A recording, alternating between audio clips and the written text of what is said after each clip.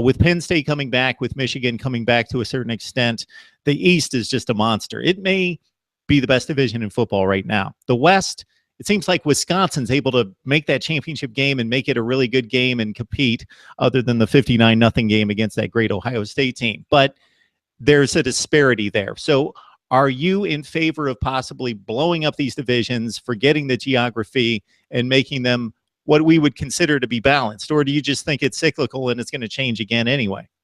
No, I do not think it's cyclical. I was a proponent of Leaders and Legends. I thought Leaders and Legends was genius. What they did is from 1992, when Penn State entered the conference, they looked at all of the schools. They looked at all 12 at that time, before it was 14, and they divided them based on history, recent history since 92.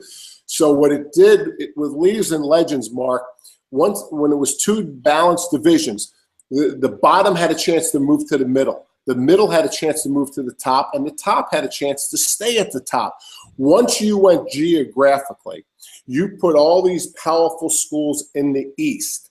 You took these schools in the West that are not as highly motivated nationally as the schools in the East. The schools in the West don't have the resources that the schools in the East have. I can make a case that culturally it might be more important to the schools in the East to have success in football than the schools in the West. And you lost all that balance when we left Leaders and Legends. So I was a proponent of Leaders and Legends. I wanted it to stay that way.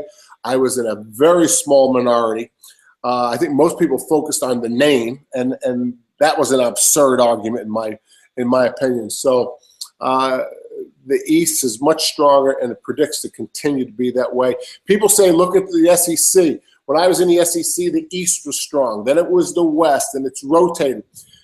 It's rotated because of coaching changes, not because of resource and culture.